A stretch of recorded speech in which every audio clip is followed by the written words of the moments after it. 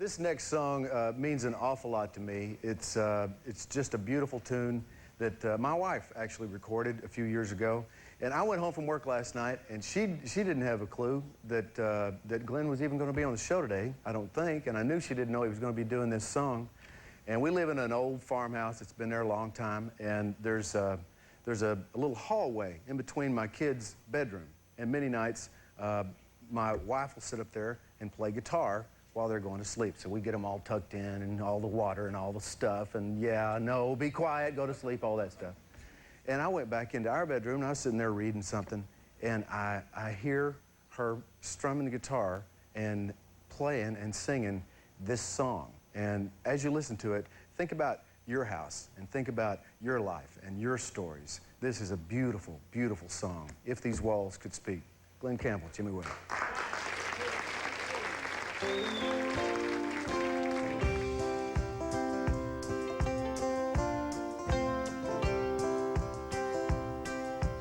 If these walls, if these old walls could speak, what a tale they have to tell. Partisan people doing well, a couple in love living week to week, rooms full of laughter. If these walls could speak, if these old halls, if hallowed halls could talk, these would have a tale to tell. Sun going down and dinner bell, the children playing at hide and seek from floor to rafter. If these walls could speak, they would tell you that I'm sorry for being cold and blind and weak. They would tell you that it's only that I have a stubborn streak. If these walls could speak.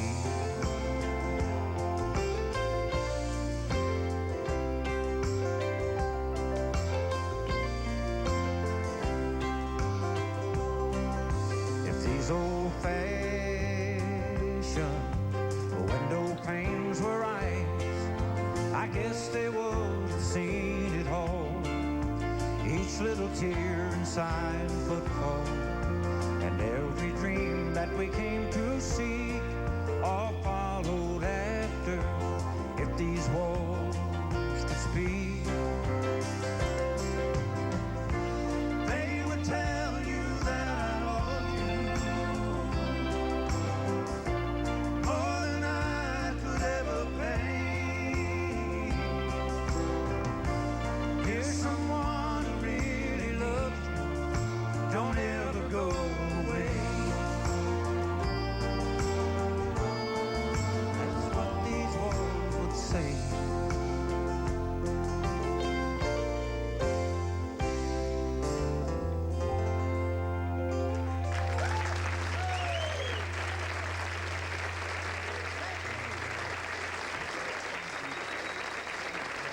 Thanks, Jimmy. Golly. We're going to have some more. Don't go away. Well, it's knowing that your door is always open and your path is free to walk. Good evening, ladies and gentlemen. I'm Glen Campbell. Now, isn't that proof that I didn't say, hi, Glen Gary? Good evening, ladies and gentlemen. Yes, that's exactly. What was the deal with that mic? It was like, was it mounted on the guitar or Yes, you? it hung around my neck on like a coat hanger type of thing, and the mic there. We had to improvise in those days. We started out getting $140,000 a week to do the show. To do the entire show? The entire show. It would cost more now to put the show on in reruns than it did for us to do the show. So that's why I haven't done anything with them. I'm still sitting on about 126 Glen Campbell Goodtime Hours. You want to sell them? Yeah, I'll sell them. No, it was great. It was such great shows. Those, I tell you, Tommy Smothers put together, to start with, writers. And it's like song. If you hadn't got the writers, you're not going to have very many hit records, you know. Whether you're a writer and a singer, it doesn't matter. But I think the song The material is what's good. Ask any comedian. You know, he said a lot of things. I ask him every single day. What are you talking about? They don't. I'm kidding. I'm kidding. No, you're right. It's amazing. And Tommy put together a bunch of young writers that was on the show. Then John Hartford was one of them. Mason Williams did Classical Gas. Mason was like one of the head writers with Tommy. Then they got like Rob Reiner and Steve Martin. Wow. Yeah, that's just a couple of them. And old, what's his face? The guy from Canada? I can't think of his name when you know it. But, and when we started the show, there was a lot of great young people coming up. Anne Murray and... I wanted to get Mel Tillis on just because Mel was so funny. Now, you had a whole bunch of country artists on in a time when country artists weren't necessarily covering up network television. No. Did you get grief for that? Oh, yeah, I did, from the program guy, the nighttime program director. He's passed on now, God rest his soul.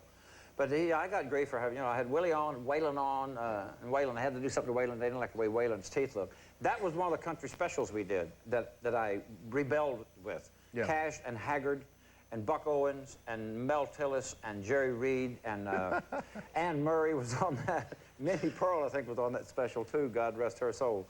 And that was the #1 rated show that week. There you go. But they didn't care if it was a #1 show or not. That only ticked him off, man. Yeah.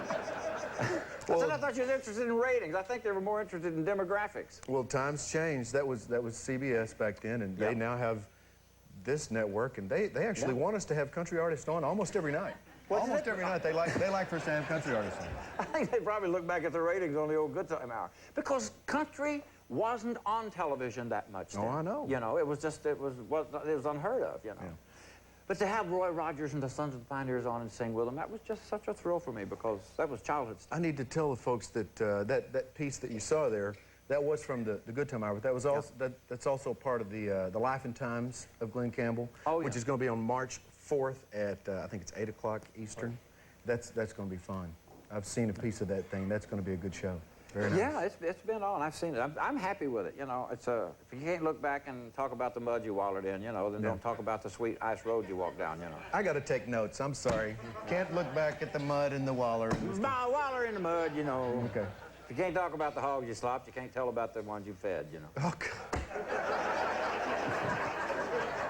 What was that thing about the wooden nickels? I can't even remember that one either. No. I can't even. Now, the last time you were in town, we went out to the golf club of Tennessee with Rick Shipp. I think he's wandering around here somewhere tonight. Is he? Probably is. From William Morris. And we had a wonderful experience, didn't we? That was incredible. Remember number 14? Oh, I remember number 14. Rick Shipp has got a swing like an octopus falling out of a tree.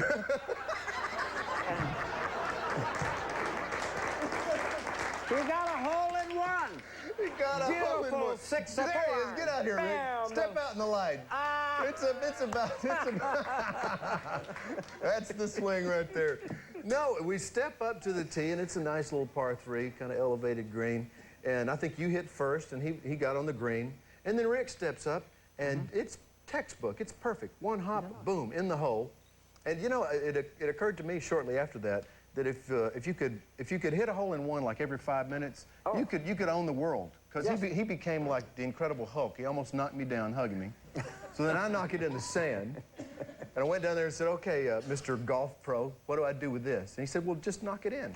And dang if I didn't do it. He knocked it and out then you had the classic line. I've told this story a bunch of times. Oh, really? Anyway, you went on to make your I had a long putt, and I two-putted for my par. Right. And it was Lawrence Welk on the 3rd hole at Bel Air Country Club. Right. So one of the guys had an ace and had a birdie, and Lawrence had a 3. Lawrence said, hey, on that hole, guys, we had a 1 and a 2 and a 3. It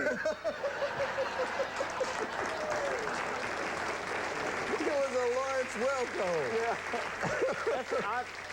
I never, every time I play that hole, I'm still a member at Bel Air, and I played once there in 2 years, I think. But every time I play that hole, I think of Lawrence Welk. We went, of course, we were screaming like idiots. And the guys that were playing in front of us, you know, they waited for us, and we told him the story, and he gave us the Lawrence Welk line. And they said, well, we had the 4, the 5, and the 6. We had it all. We covered it all. Man, it's just so wonderful to have you here. I can't tell you what it means. Well, I'm flattered that y'all took the time to put Jimmy and I on. I sit here and I look at all the notes and the thoughts and the books and the songs, and, you know, an hour is just nowhere close to enough. It's just not. I'd love to hear another piece of something if Oh, you got, okay. if you got a Give me second. We may have to go in the middle of this, will we? Okay. well, But you can play us to a commercial. Of course. Into a commercial. Okay, let me, how you operate this? Well, it's the other end. This was, it took me 6 years. How many times have, never mind. They wouldn't release my record of this as a single. So I actually went into the studio and put a work track down for the guys on this one. Okay. I was a highwayman. Oh, yeah. Along the coach roads I did ride, with sword and pistol by my side. Many a young maid lost her baubles to my trade. Many a soldier shed his lifeblood on the blade. Jimmy Webb. They finally hung me in the spring of '25, but I am still alive. And I was a sailor, and I was born upon the tide, and with the sea I did abide. I sailed a schooner around the Horn to Mexico. I went aloft to furl the mainsail in a blow.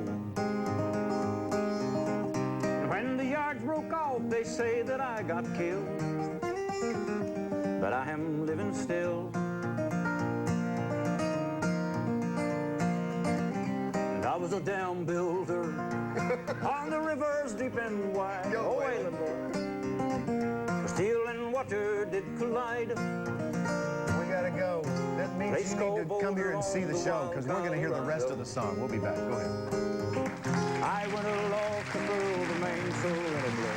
Oh, this has been so much fun for me. Thank you, guys. This means a lot. All right, now, if you want to know more about Glen Campbell, it's all in this book right here. This is really a great book. This is good. Well, thanks. Fascinating read. And then we have this Jesus and Me CD, which is great. And we have this, which lives in my CD player at home. This is the Glen Campbell collection. Incredible amount of wonderful songs, many of them written by this guy right here, Jimmy Webb. 10 easy pieces. Great thing.